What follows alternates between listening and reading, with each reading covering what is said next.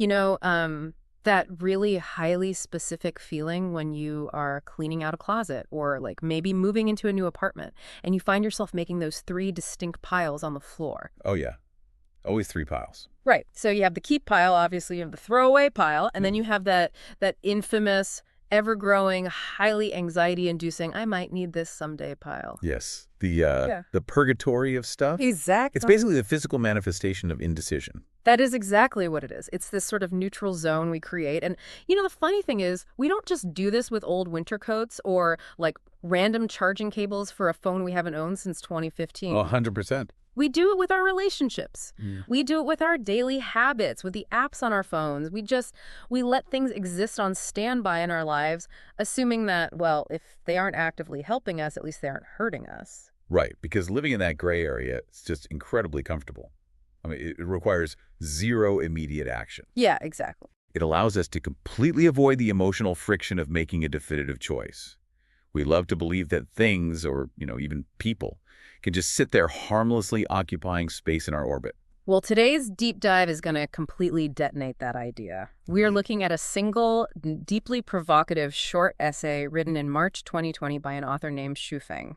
And it is a fascinating piece of writing. It really is. And just the title alone feels like a massive, almost aggressive challenge to how we normally view the world. It's called Seeking Confirmation. If it is not helpful, then it will be harmful. Those Bologna punches. No, not at all. And our mission today is to explore this incredibly stark, binary worldview.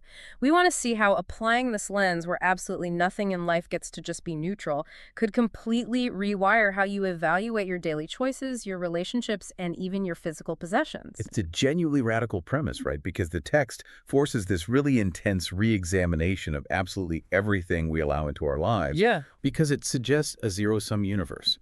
If we accept the author's premise, the whole concept of a neutral object or a neutral relationship is just a complete delusion. Okay, let's unpack this, because before we can even begin to apply this brutal rule to our own routines, I think we have to understand the sheer scale of what Xu Feng is proposing here. The scale is massive. Right, so the core rule is right there in the title. If something is not helpful, it must be harmful.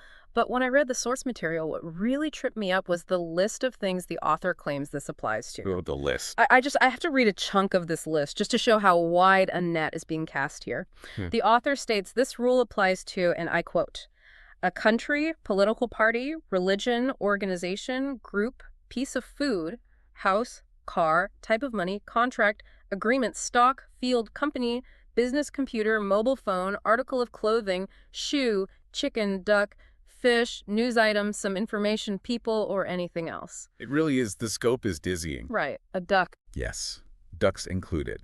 What's fascinating here is how the author systematically removes the concept of passive existence from the entire universe.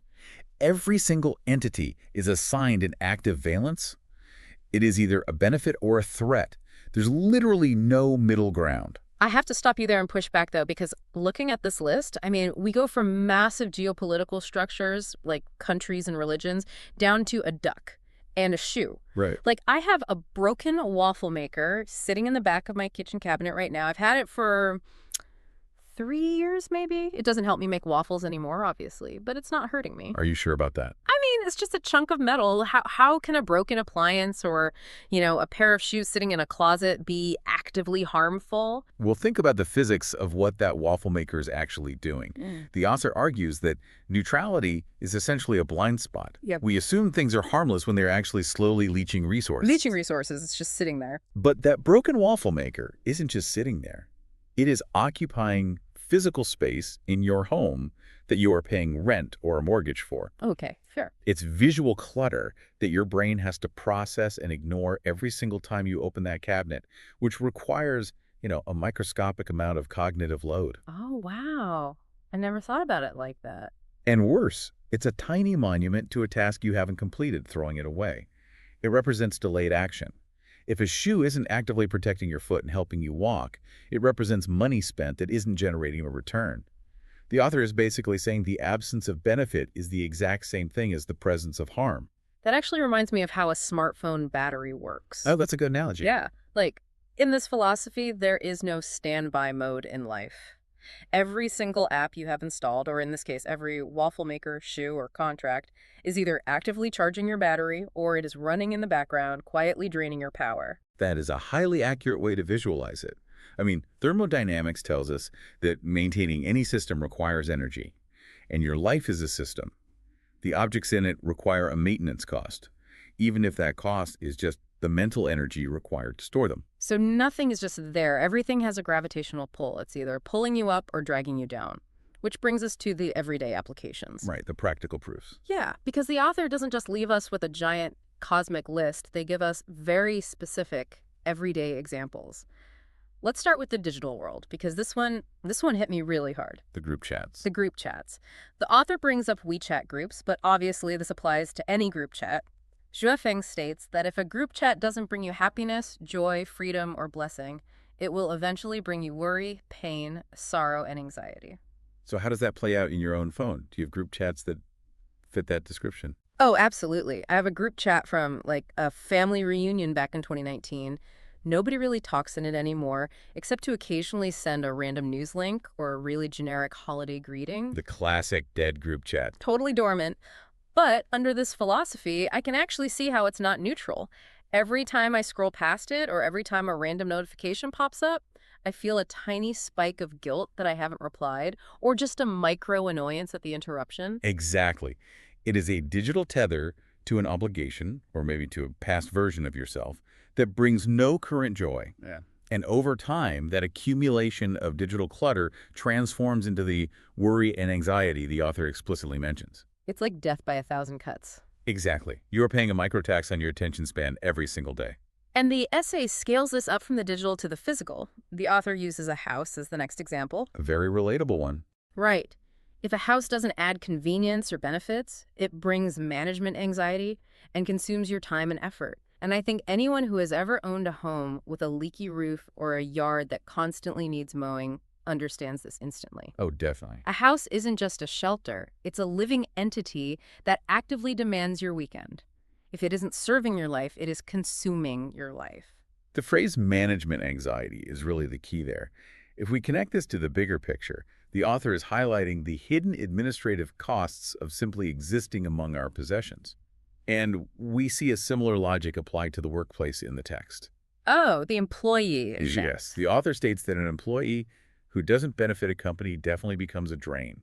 They occupy a payroll slot, they require management bandwidth, they affect the morale of other employees. I mean, I follow the logic on the group chat, the house, and the employee, but then the author makes a leap to living things, and this is where I really, really struggle with the text. The dog. The author uses the example of a dog. The text says, "A dog that you raise but does not bring you the warmth that you had expected from it will definitely bring you trouble that you never thought of." Yeah, the pet example definitely removes any romanticism from the philosophy, doesn't it? It feels incredibly cold. Like it's demanding a constant return on investment, a constant ROI from a pet.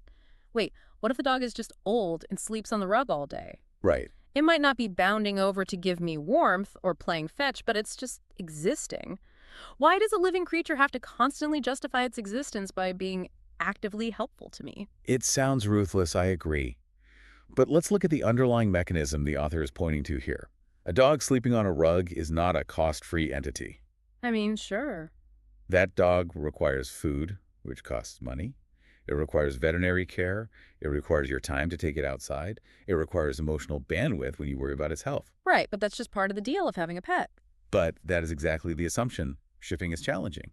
We say that's just part of the deal, to mask the energy drain. Oh, I see. The author is arguing that if the dog isn't providing the companionship, the joy, or the warmth that offsets those very real financial and emotional costs, then mathematically you're operating at a deficit. The trouble the author mentions isn't necessarily the dog tearing up the furniture. Right. The trouble is the slow, quiet draining of your finite resources for zero emotional return. So it's about tearing away the sentimentality we attach to things and looking at the raw ledger of our energy. If the energy going out is greater than the energy coming in, it is a harmful dynamic. Precisely. And if you think applying this raw ledger to a dog is intense, we really need to look at how the author applies this exact same binary rule to human beings. Yeah, here's where it gets really interesting. And honestly, this is definitely the most challenging part of the essay. If we thought the dog example was transactional, the human element is uncompromising to the point of being shocking. Uncompromising is a good word for it. The author dives into relationship analysis and states that whether it's a sibling, a friend, a relative, a colleague, a spouse, or a net friend, like someone you just know online, Right. if you cannot get joy, peace, and safety from them, they will definitely bring you pain, worry, and crises. This raises an important question, though. Notice the absolute language there. Definitely bring you pain. There is no room for a cousin you feel indifferent about or a coworker you just mildly tolerate. I want to focus specifically on the dating advice in the text because it literally made my jaw drop. It's quite something. The author says that, especially in the early stages of a romantic relationship, once you find something that upsets you about your new lover, the relationship should be severed immediately. Do not develop it any further. Cut it off completely. The exact warning is, once you fall in, you are going to cry for the rest of your life. And they give the exact same advice for an online friend. If they make you worry or waste your time, cut them off instantly. The phrasing in the original text indicates a highly decisive action. It's about amputating the connection the second you detect friction. But isn't this the opposite of compromise? I completely disagree with the premise that early friction means guaranteed lifetime misery. What happened to working through problems? Right. What happened to communication and growth? It's a one strike and you're out policy for love. If you actually lived like this, terminating every relationship at the first sign of an upsetting moment, wouldn't you just end up completely isolated and alone? I mean, human beings are messy. Nobody is helpful 100% of the time. Those are entirely valid criticisms, and they strike at the heart of why humans find relationships so difficult. We are socially conditioned to believe in compromise. We are taught that enduring hardship in a relationship is a virtue. Right. But let's look at why the author is advocating for this extreme self-protection. The author is arguing against our tendency to fall into the sunk cost fallacy. Meaning we stick around because we've already invested time or emotion. Exactly. When you start dating someone and you notice a red flag, maybe they are dismissive of your feelings, or they have a habit that genuinely upsets you, our human instinct is to excuse it.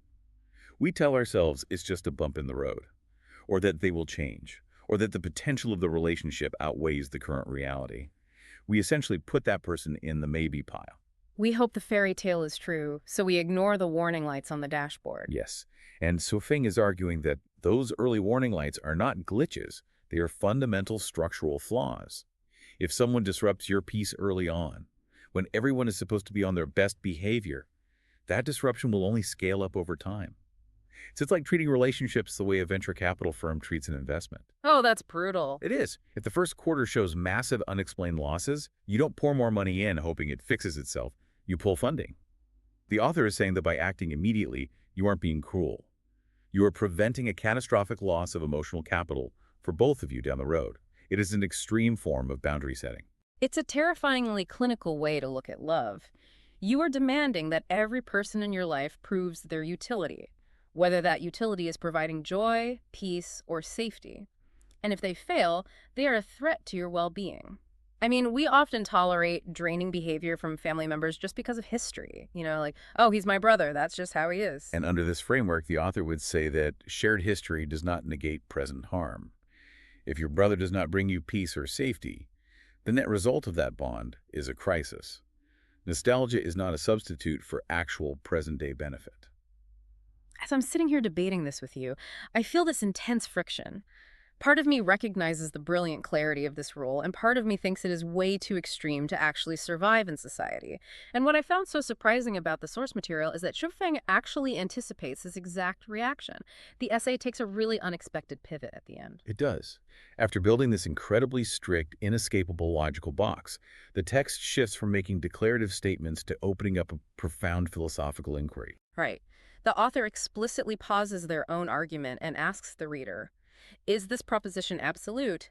Is it extreme? If yes, please demonstrate.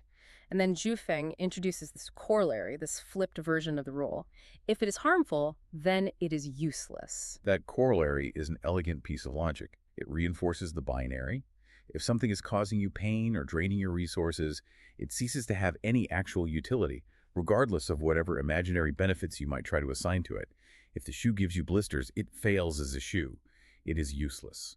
So what does this all mean? What I love is that the author stresses this isn't just some late-night dorm room thought experiment.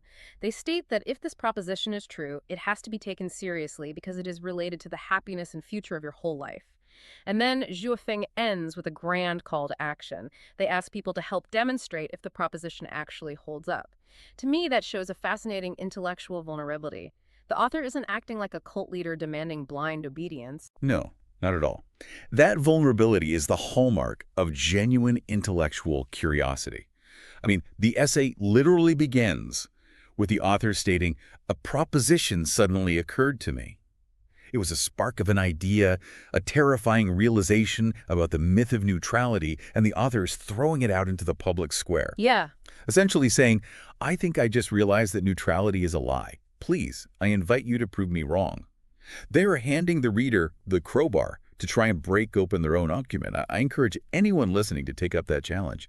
Can you find a truly neutral thing in your life to disprove the rule? And as we've discussed today, it is incredibly hard to find a counterexample. You try to think of one neutral thing, like a paperclip sitting in your desk drawer, and immediately you realize, well, if it isn't holding papers together, it's just physical clutter. Right. It's taking up space. It's contributing to a disorganized environment that raises your cortisol levels by a fraction of a percent. The deeper you look, the more the neutral middle ground just vanishes. The exercise of trying to disprove the rule is exactly what makes the essay so powerful. Even if you completely reject the author's advice on dating, or you refuse to view your dog as a ledger of resources, the mere process of auditing your life through this binary lens is incredibly illuminating. Totally. It reveals all the invisible tethers we have to objects, habits, and people that we previously dismissed as benign background noise. It's a total perspective shift. To briefly recap our journey today, we've gone from the simple binary proposition that if it's not helpful, it's harmful, to its extreme application.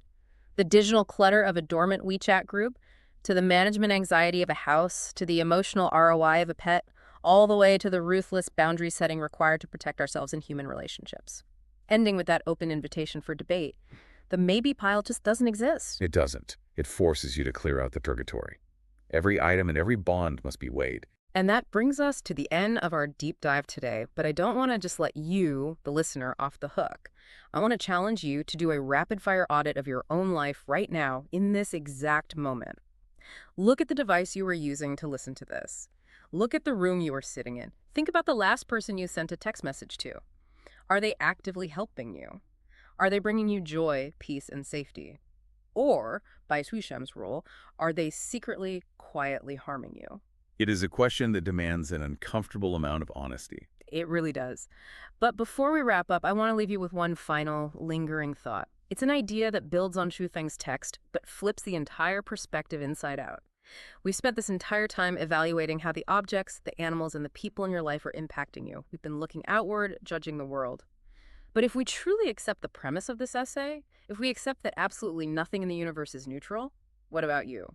That is the ultimate test of the philosophy, isn't it? Yeah. Turning the lens on yourself. Think about it. When you enter someone else's life, when you text a friend, when you walk into your workplace, or when you sit down across the table from your partner tonight, you cannot just be a neutral presence. You do not get to just exist on standby in their world. You are either the charge or you are the drain. Are you absolutely certain that you are being actively helpful to them? Because if you aren't, according to this rule, what exactly are you doing to them?